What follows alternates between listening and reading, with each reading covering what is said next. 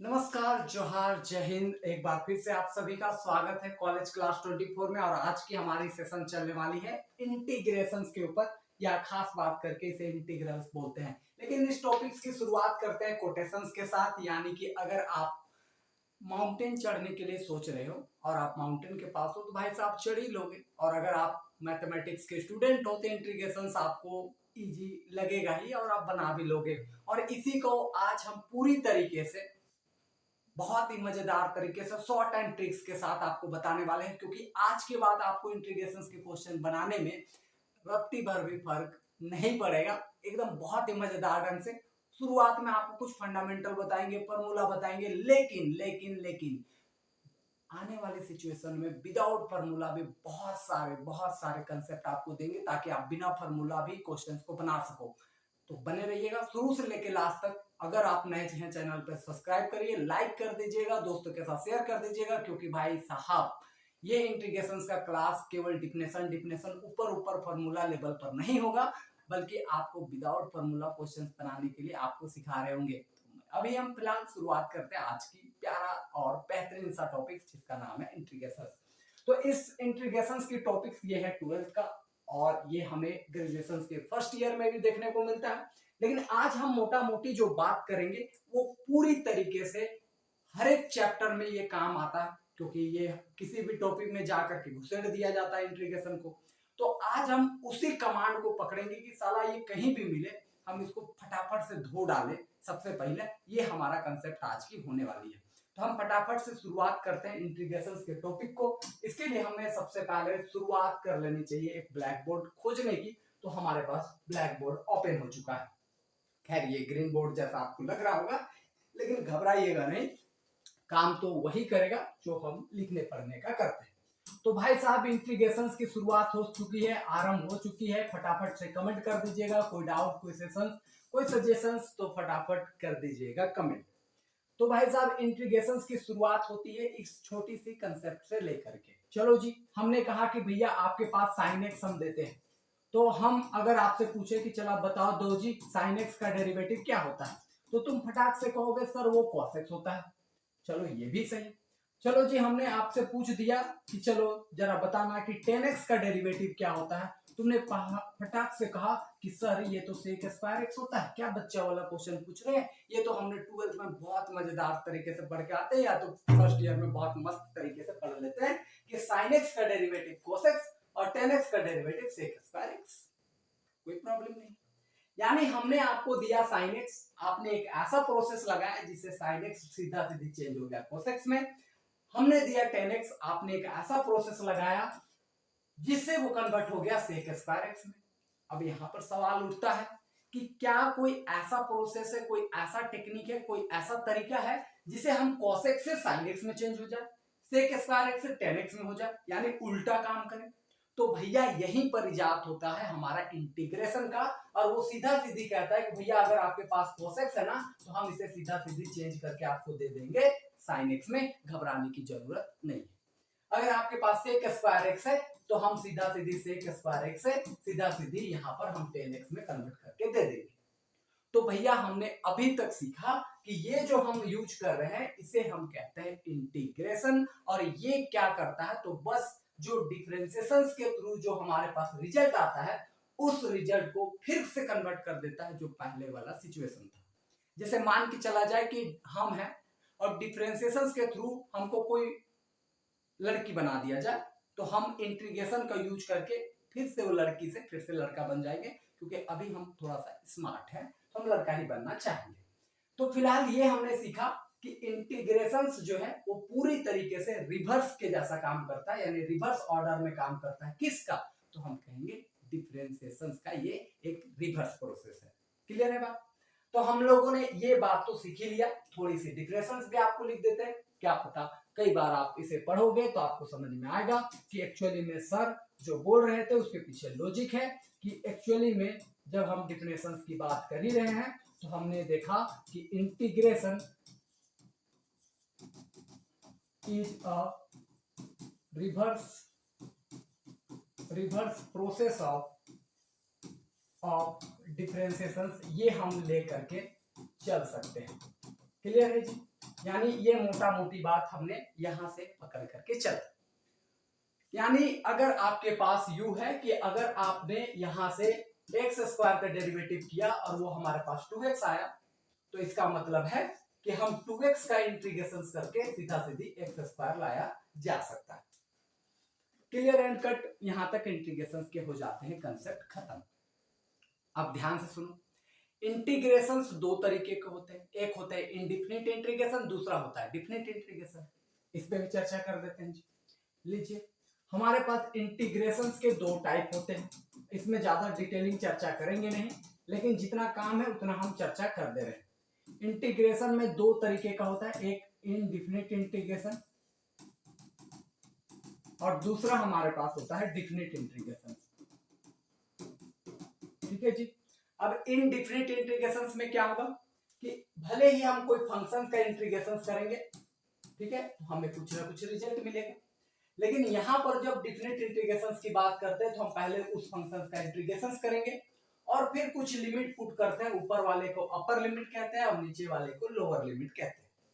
बात यहां तक क्लियर हो जाती है, यहीं तक चर्चा करनी है, क्योंकि इसके ऊपर अगर हम चर्चा करने जाए तो पूरे 1-2 क्लास तो ऐसे खत्म हो जाएगा, लेकिन हमारा पर्पस है कि भाई साहब गोल तक पहुंचना, मंजिल तक पहुंचना, जहां से आपको हर एक तरीके का प्रॉब्लम बनाना। तो डिफिनेशन रट के क्या फायदा है कि नहीं। आइए जी, अब हम चर्चा करते हैं फटाफट जो चीजें आपको ध्यान में रखनी।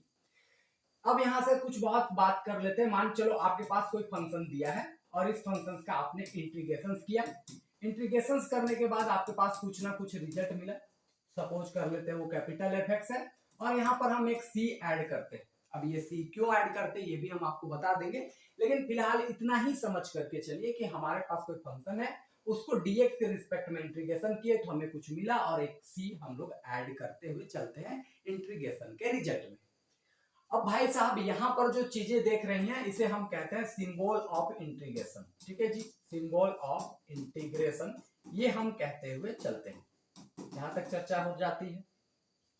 ये जो फंक्शन हमने लिया है भाई साहब इसे हम कहते हैं इंटीग्रांड। ठीक है जी, ये जो हमने फंक्शंस लिया है इस फंक्शंस को हम कहते हैं इंटीग्रांड।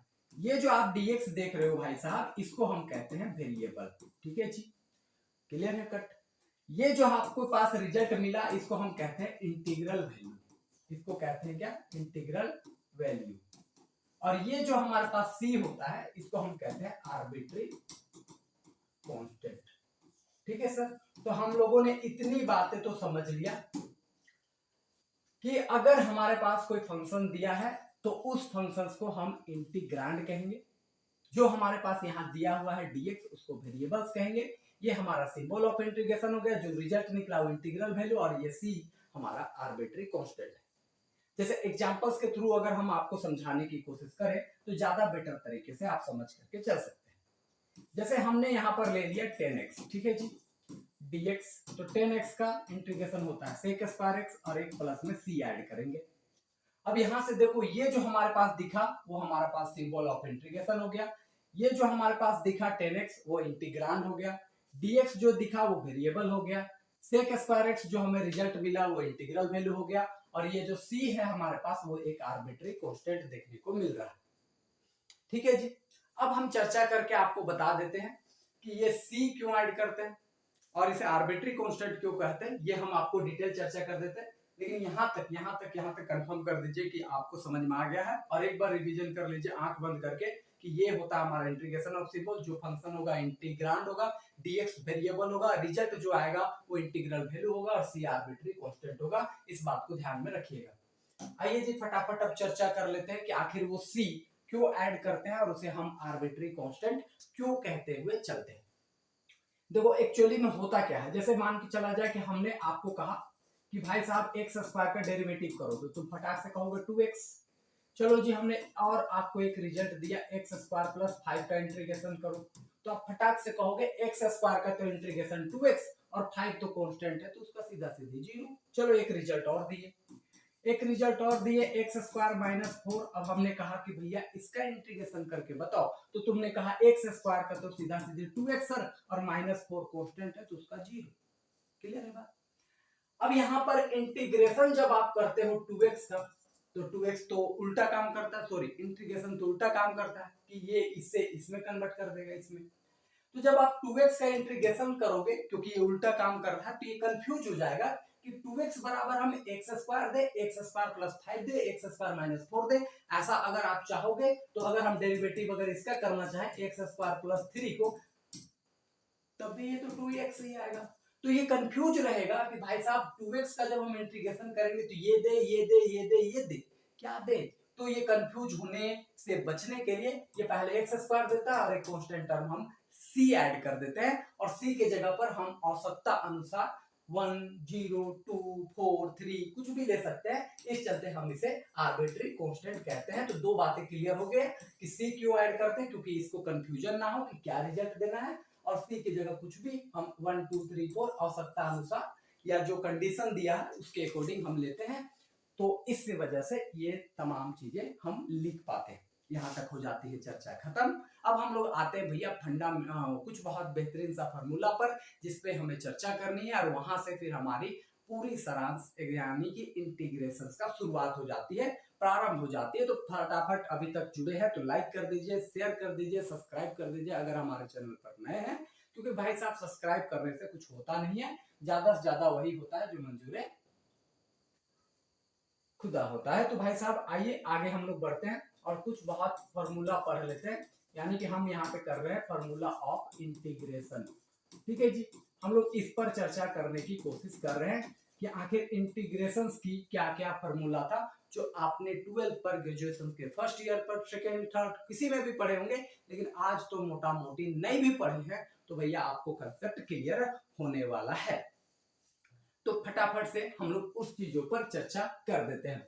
सबसे पहले जो हमारे पास बहुत ही मस्त शानदार टेक्निकली जो फॉर्मूला आता है वो ये रहता है कि हमारे पास x to the power n x dx का इंटीग्रेशन क्या होती है, यानी x का पावर n, यानी यू समझ लो कि x का पावर 5, x का पावर 4, x का पावर 3 ऐसा, या यू समझ लो कि किसी वेरिएबल का पावर अगर ऐसा हो 3, 4, 5, 6, तो फिर इसका इंटीग्रेशन क्या होगा। तो ध्यान से समझिएगा कि इसका इंटीग्रेशन में जो भी पावर होता है उसके पावर में एक ऐड करते हैं और उतना ही पावर से हम डिवाइड करते हैं। इस बात को पकड़ के चलिएगा।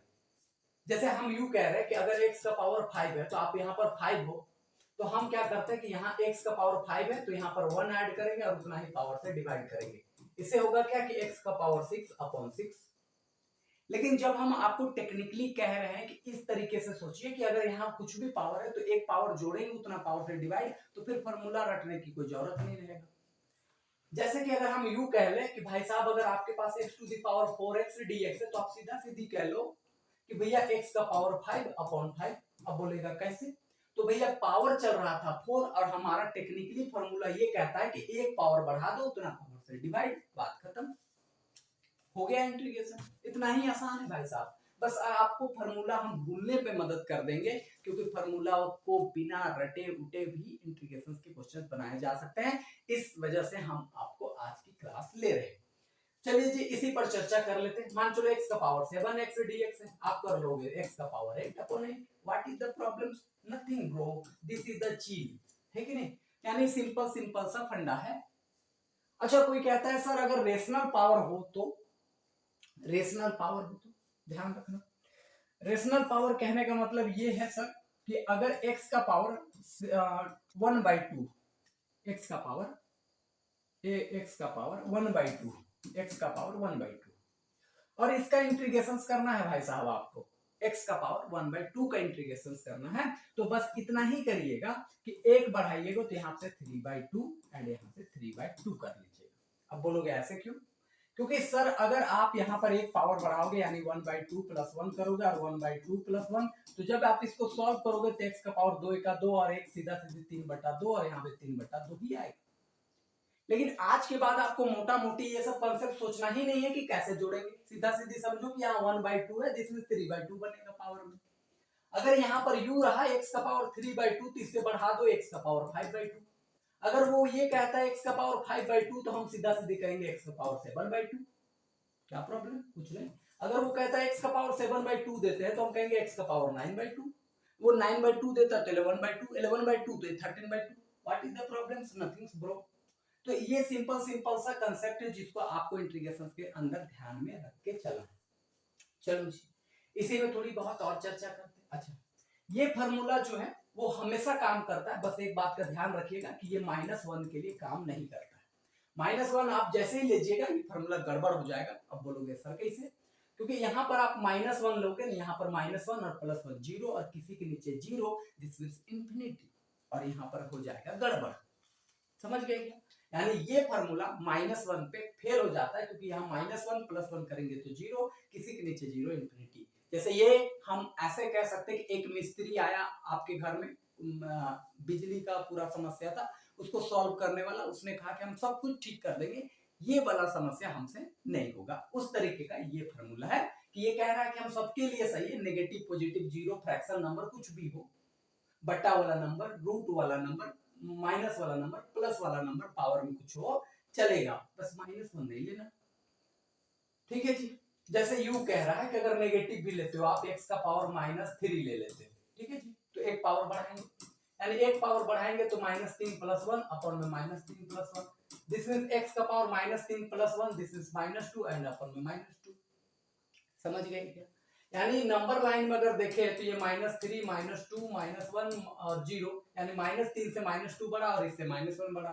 तो अगर आप इसे कंसेप्चुअली समझो तो x का पावर अगर -4 dx दिया है, x का पावर -4, तो इससे बड़ा कौन? -4 से बड़ा -3, तो एक बढ़ाओगे तो -3 अपन में -3 आ जाएगा। और अगर ऐसे नहीं जानते तो सीधा सीधी कर लो, x का पावर -4 प्लस में 1 एंड अपन में -4 + 1, तो ऐसे में पकड़ोगे तो x का पावर -3 अपन -3। लेकिन हम बस आपको सोचने के लिए इतना ही बोल रहे हैं कि देख लो, अगर x का पावर -5 देता है तो -5 से बड़ा -4 होता है, तो x का पावर -4 एंड अपन में -4 लगा दीजिए। जिस तरीके से x का पावर 4 था तो एक बढ़ा दिए तो 5 अपन 5 हुआ, उसी तरीके से -5 से बड़ा -4 होता है तो -4 अपन -4 हो गया। तो ये कंसेप्ट आप लगा सकते हैं बहुत ही शानदार तरीके से। तो फाइनली हम लोगों ने नॉर्मली सीखा, फ्रैक्शन सीखा, नेगेटिव सीखा। नेगेटिव पर एक प्रैक्टिस और लेते हैं, उसके बाद हम चलेंगे कि अगर वो -1 पे फेल हुआ है तो क्या दूसरा मिस्त्री बुलाना चाहिए, और वो आएगा तो क्या होगा। चलो एक लास्ट क्वेश्चन, x का पावर दे दिया -8 dx, तो करोगे क्या? x का पावर -8 प्लस में 1 एंड अपन में -8 + 1, दिस मींस x का पावर -8 + 1, दिस मींस -7 एंड यहाँ भी -7। लेकिन अगर कोई समझदार व्यक्ति है तो ये इतना सारा लिखेगा भी नहीं, वो क्या करेगा? -8 से एक बड़ा लेना है, तो -8 से अगर एक बड़ा लेना है तो वो होता है भैया -7, और नीचे में -7, बात खत्म। अगर वो कहता है x का पावर -9 का बताओ, तो x का पावर -8 अपन में -8 कर देंगे भैया, क्योंकि -9 से -8 बड़ा होता है। ऐसे चलता है लाइन, नंबर लाइन में अगर आप देखो तो भैया यहाँ से समझो जीरो है, इधर से डॉट डॉट डॉट समझ लो, -9 -8 -7 -6 -5, ऐसा करते करते चलता है, तो इसका मतलब इधर नंबर बढ़ते चला जाता है। तो यही कंसेप्ट हम लोग यहाँ पर लगा रहे हैं, इस बात को ध्यान में रखिएगा। अगर ये कंसेप्ट आपको पूरी तरीके से समझ में आ गया तो भैया लाइफ है झींगा लाला। और यहाँ से अब हम बात कर लेते हैं, जब -1 रहेगा तब इसकी क्या पोस्टमार्टम किया जा सकता है। तो दूसरा उसी पर बात कर लेते हैं भाई साहब कि अगर x का पावर -1 dx रहे तो हम ऐसा क्या करेंगे कि इससे ठीक ठाक हो, तो -1 के जगह पर 1/x dx लिखेंगे, this means 1/x, this means ये हमारे पास बनेगा log x। समझ गए क्या? यानी क्यों भैया? क्योंकि माइनस अगर पावर में है तो उसको हम 1/x तो लिख ही सकते थे, और 1/x को log x इस वजह से लिख पा रहे हैं क्योंकि log x का डेरिवेटिव 1/x होता है। आप लोग पढ़े भी होंगे कि जब भी हम डेरिवेटिव निकालते थे log x का, तो log x का डेरिवेटिव होता था भाई साहब 1/x। तो इसका मतलब है कि 1/x का इंटीग्रेशन हो जाएगा log x। समझ गए क्या? यानी उल्टा चल रहा है। तो हम लोगों ने सीखा कि अगर x का पावर -1 हो या 1/x तो उसका इंटीग्रेशन log x होता है। इस बात को गांठ बांध लीजिए। 1/t है तो log t हो जाएगा, 1/y है तो log y हो जाएगा। ये समझ करके आपको चलना है। x की जगह t, y, v, l, m, n, p, अगर तुम लोग का नाम कुछ और है तो तुम लोग का फर्स्ट लेटर भी डाल सकते हो। चलिए जी, तीसरा नंबर में आ जाइए। अगर आपके पास e⁻x dx हो, अच्छा जी, इस पर तो हम बाद में आएंगे, थोड़ा सा आपको और भी बेहतरीन फॉर्मूला बता लेते हैं। देखो जी, अच्छा आ गया है तो लोग डिस्कस कर ही देते हैं। e⁻x e to the power x रहे, e to the power t रहे, e to the power p रहे, कुछ हो रहे भाई, e to the power x का डेरिवेटिव होता है e to the power x, ये बात दिमाग में रख लीजिएगा। ठीक है जी, चौथा फॉर्मूला पर आते हैं। अगर आपके पास a to the power x dx है तो सीधा सीधी a to the power x upon log a लिख दीजिएगा, काम हो जाएगा। यानी a का पावर x, यानी कांस्टेंट का पावर वेरिएबल, a क्या है कोई भी कांस्टेंट, x क्या है कोई भी वेरिएबल, तो जो है पहले उसको छापना है, log लगा करके जो कांस्टेंट है उसको लिखना है। यानी कैसे, एग्जांपल देंगे ज्यादा क्लियर होगा, ध्यान से समझना भाई साहब, क्योंकि एग्जांपल से ही पूरा कंसेप्ट बिल्ड होता है। जैसे यू समझ लो 5 टू दी पावर x, तो कांस्टेंट का पावर वेरिएबल है, कांस्टेंट का पावर वेरिएबल, तो सबसे पहले जो है उसी को छापेंगे, नीचे लगाएंगे log, और यहाँ पर जो नंबर होगा 5 उसको लिख देंगे, काम आसान है। तो ये याद रखिए, विदाउट फार्मूला याद करने से अच्छा है कि आप ये याद रखिए।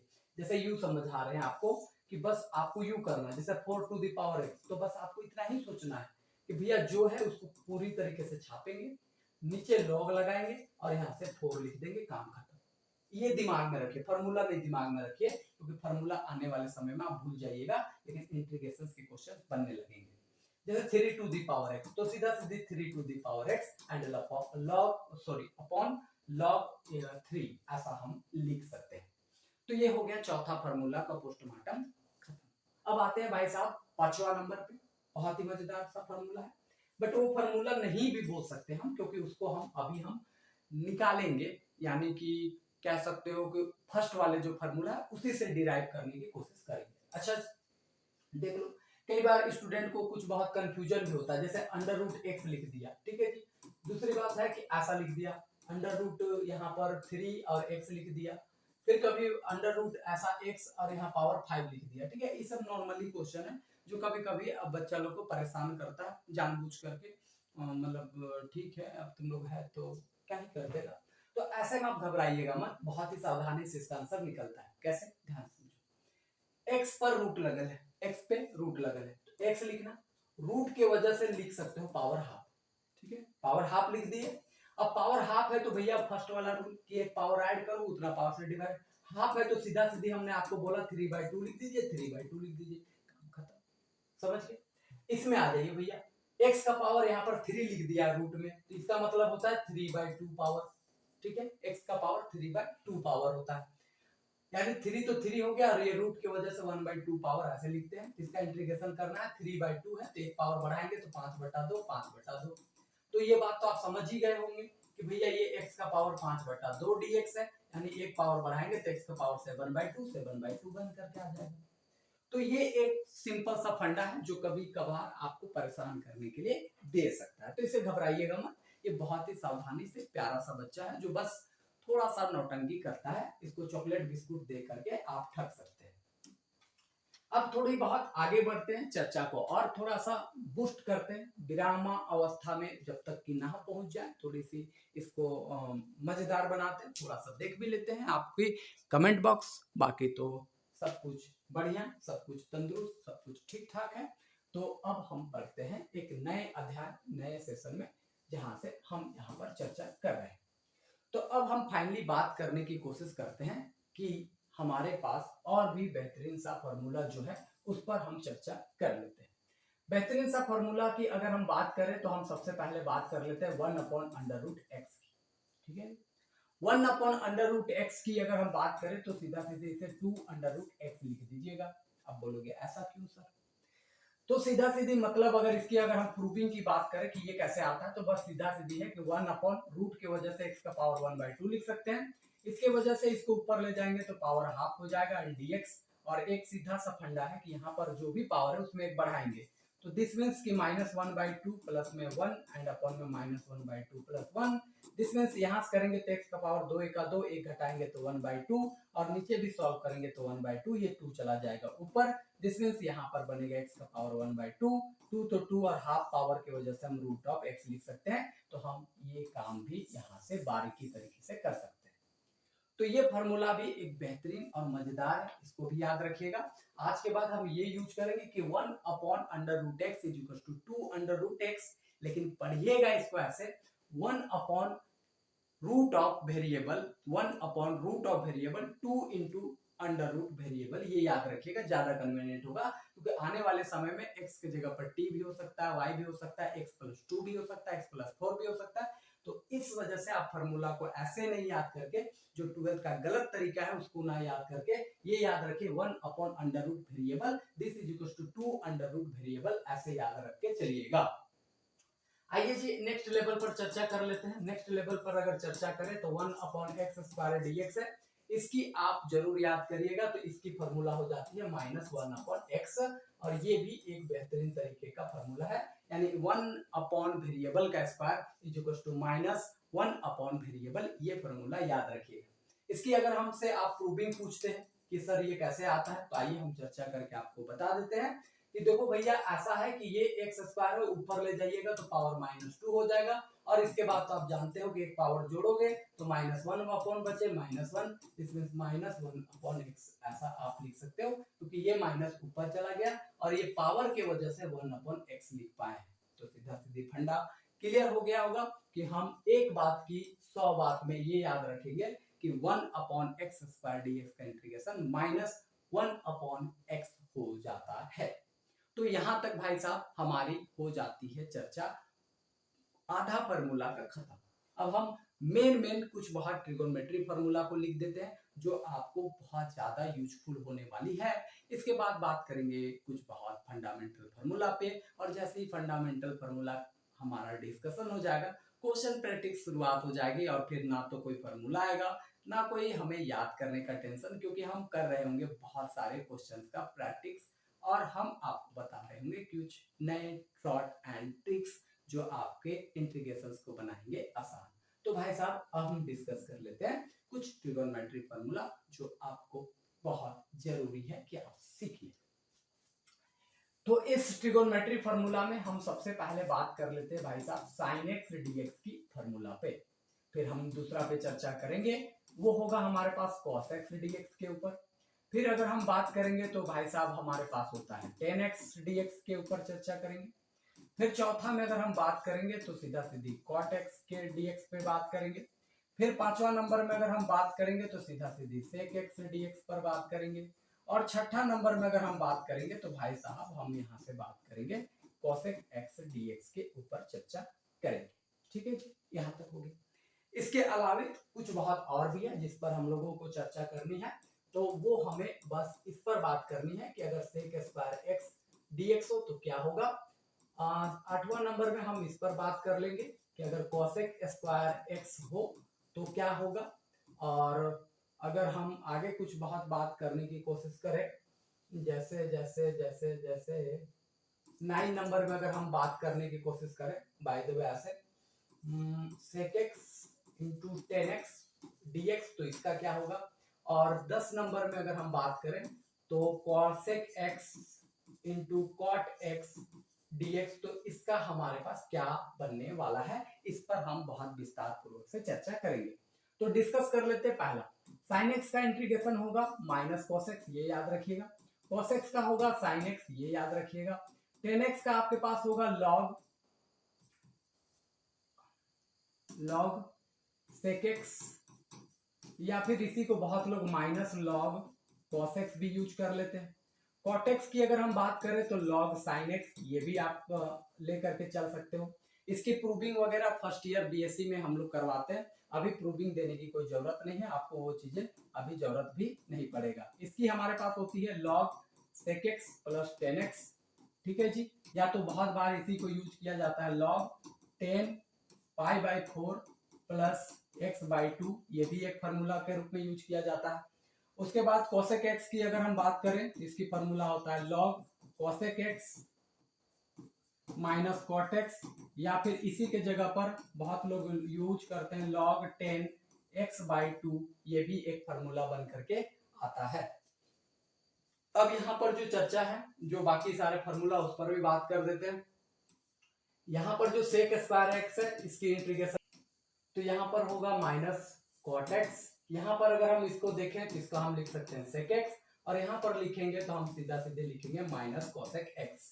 तो भाई साहब ये हमारे पास कुछ बेहतरीन सा फार्मूला था जो आपके सामने हमने लिख दिया, लेकिन एक बात है जो आपके साथ क्लियर एंड कट बताना चाहेंगे कि यहाँ पर जो भी हमने फार्मूला का डिस्कशन किया है बस अभी आपका बेस बना रहे हैं, इस वजह से तमाम फार्मूला को आपके बीच रखे हैं। आने वाले समय में हम ऐसा कुछ प्रैक्टिस में लाने वाले हैं या अभ्यास सेशंस में लाएंगे जिससे हम तमाम फार्मूला को भूल जाएंगे और बस इंटीग्रेशन के क्वेश्चंस बनना शुरू हो जाएगा। और ये मेरा वादा है आपसे, बस हम आपको जितना प्रैक्टिस करने बोलेंगे उतना आपको प्रैक्टिस करके ले करके आना है। तो उम्मीद करते हैं कि ये सारी चीजें फार्मूला के रूप में आपको याद हो भी गया होगा। अब कुछ बहुत फंडामेंटल फार्मूला पर भी हम चर्चा कर देते हैं जिससे हम फटाफट क्वेश्चंस के रूप में आगे बढ़ सकते हैं।